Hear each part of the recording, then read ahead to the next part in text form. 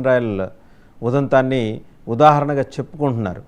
ఈ వివాదాన్ని ఆయన పెద్ద గాలివానగా మార్చడం అనేది తెలుగుదేశానికి కూడా ఇష్టం లేదు.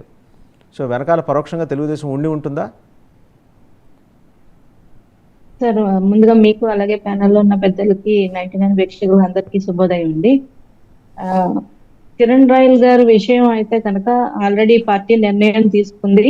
ఆయన మీద మీడియాలో వస్తున్న వార్తలు విన్న పార్టీ దృష్టికి వచ్చిన వెంటనే కూడా పార్టీ కార్యక్రమాల నుంచి దూరంగా ఉండాలని నిర్ణయించారు.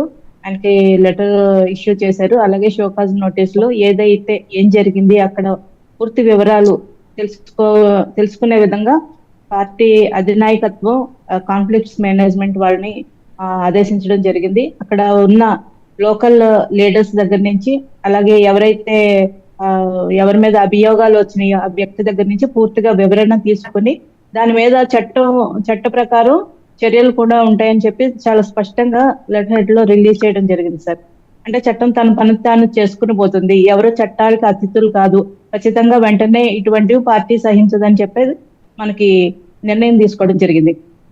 అలాగే ఇందులో తెలుగుదేశం వాళ్ళు వెనుక ఉండి నడిపిస్తున్నారా అంటే అది నేనైతే అలా అనుకోవట్లేదు సార్. ఎందుకంటే కిరణ్ రాయల్ గారు ఇప్పుడు టీడీపీ, జనసేన, బీజేపీ మూడు ఒక మంచి అవగాహన తోటి ముందుకు వెళ్తున్న నేపథ్యంలో ఒక పక్క పార్టీలోని ఒక నాయకుడిని తొక్కేసేయాలి, వారి మీద అభియోగాలు చేయాలి, వారిని వెనుక నుండి వారి మీద ఏదో కుట్రలు చేయాలని తెలుగుదేశం కానీ ఇటు జనసేన తెలుగుదేశం మీద కుట్రలు చేయాలని కానీ అటువంటి పరిస్థితులు ఏమీ లేవండి.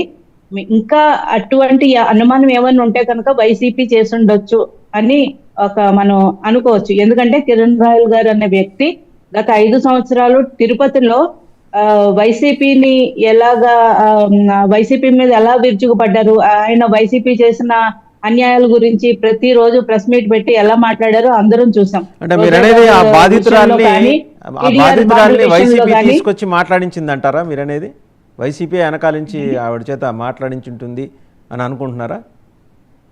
వైసీపీ వెనకాల నుంచి మాట్లాడించిందా అని నేను అనట్లేదు సార్. అంటే అక్కడ మీరు అన్నారు టీడీపీఏ కావాలని బయటకు తీసుకొస్తే వైసీపీని ఆయన ఎక్కువ టార్గెట్ చేశారు. టీడీఆర్ బాండ్ల విషయంలో కిరణ్ రాయల్ గారు గట్టిగా మాట్లాడారు. గతంలో తిరుపతిలో జరిగిన అన్యాయాల గురించి మాట్లాడారు, భూ ఆక్రమణ గురించి మాట్లాడారు, అక్కడ కరుణాకర్ రెడ్డి గారి గురించి మాట్లాడారు, అక్కడ ఎలక్షన్స్ లో వాళ్ళు చేసిన గలాటాల గురించి మాట్లాడారు, రోజా గారు చేసిన అన్యాయాల గురించి ఏకరువు పెట్టారు. గత 5 సంవత్సరాలుగా రోజా డైరెక్ట్ గా కిరణ్ రాయల్ గారు ఫోన్లు అవి లాక్కుని వాళ్ళు బెదిరించి ఫోన్లు ఇవ్వకుండా పోలీసులు స్వాధీనం చేసుకున్న విషయాలు కూడా మనం చూసాం.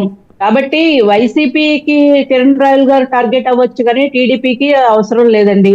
నెక్స్ట్ అంటే కిరణ్ రాయల్ గారు అనే వ్యక్తి గత 10 ఏళ్లుగా పార్టీ పెట్టిన దగ్గర నుంచి పార్టీకి సేవలు చేస్తున్నారు. అలాగే టీడీఆర్ బాండ్ల విషయంలో ఆయన గట్టిగా పోరాడారు. అలాగే బాధితులకి పేద ప్రజలకి ఇళ్ల స్థలాల విషయంలో కూడా జరుగుతున్న అన్యాయాల గురించి గొంతు వినిపించిన